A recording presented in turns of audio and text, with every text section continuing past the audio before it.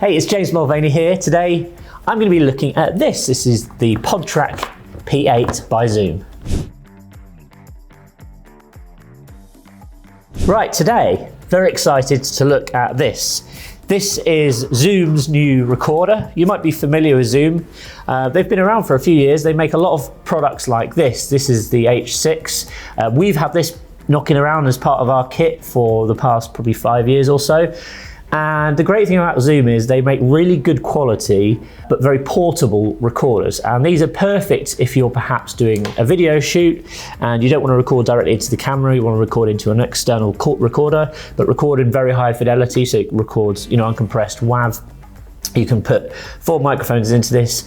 But what I've always disliked about these kind of handheld recorders is they are kind of handheld, which is fine, but it kind of means that if you're on the go, if you're out doing a shoot, or if you want to record a podcast, all the buttons and controls are kind of quite fiddly and compacted into a small little device, although they work very well. So this is why I was really excited to see Zoom's latest addition to the family. It basically provides a lot of the functionality you get in the smaller devices, but in more of a familiar sort of mixing desk style layout.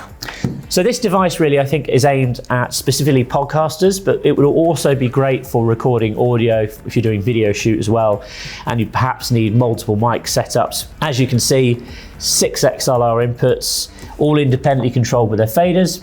I've actually got me connected to a speaker so you can hear me right now, which sounds a little bit weird.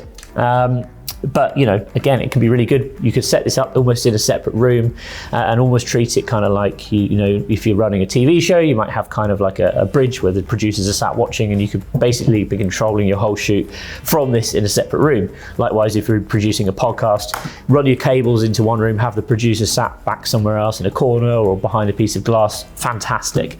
So as I mentioned, 6 XLR inputs. Like similar devices that are on the market, this has a slight advantage in the fact that you can actually add compression, processing, de-essers, all those kind of things to each mic. It's got a touch screen here which allows you to control the various different aspects of what's going on here.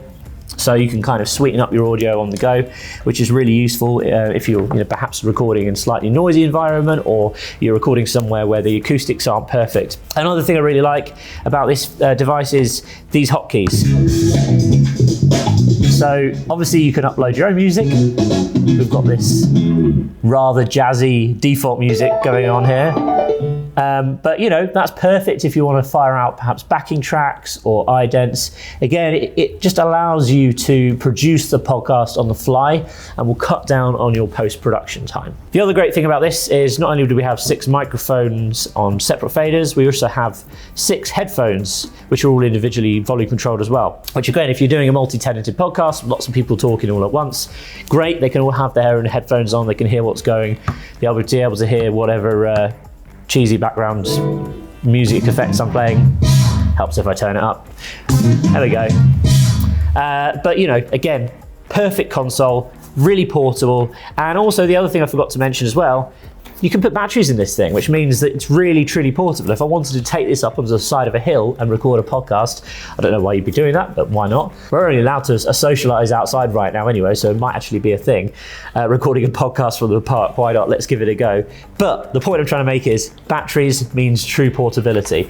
I don't quite know how well this would work if you had like 6 microphones connected and they all require phantom power. I can imagine the batteries perhaps draining pretty quickly. So again, it's always a good idea just to have this hooked up. Only requires sort of like a low voltage mains power supply. But yeah, my impressions of this unit is fantastic. It's really lightweight, it's portable, it's backpack sized. You can carry this around. It's a podcast studio on the go. Records directly to SD card.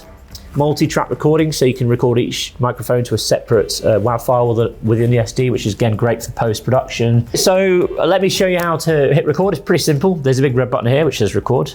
So if I press that and I'll turn my mic up. The cool thing about this, and as you say, you might have a little bit of an echo because we've got it hooked up to a monitor here. But the cool thing about this device is it actually has enough gain to power a Shure SM7B. Now this mic is notoriously gain hungry. You normally need to use a little device like a cloud lifter to boost the signal. This has actually got up to 70 dB of gain, which is more than sufficient to power an SM7B. And this doesn't require phantom power as well, so you could probably run 6 SM7Bs off this quite happily from the battery without being too concerned about the battery draining very quickly. Obviously, everything I'm being recorded here is going straight through to my SD card. If I want to fire off sound effect, I can do that. That will go into a separate channel. Likewise, if I had more than one mic connected, they'd be recording to separate channels as well. So just for a couple of extra bits on here, you can connect this to a computer. So one of these channels can actually be assigned to USB. This is channel 6. So instead of having your mic input on channel 6, you could actually have a source coming in from a computer. So you might be using that to play background tracks or music or whatever. That will just act effectively as a sound card for your computer for an output. And again, it will bring it into the mix. You can also connect a smartphone. Now, there's a couple of ways of doing this. Firstly, just using a jack, which you will then connect to likely an adapter like this, which then plugs into, your iPhone. Okay, easy peasy. You then have someone on the phone on channel number 7.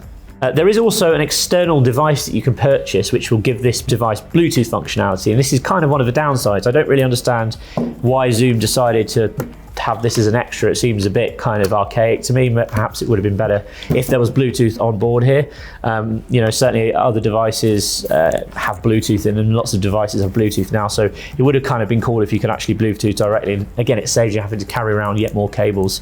But it's quite common these days for people to basically conference someone in. Again, you could do this via USB. Perhaps you want to have a caller on something like Zoom or one of these online communication tools.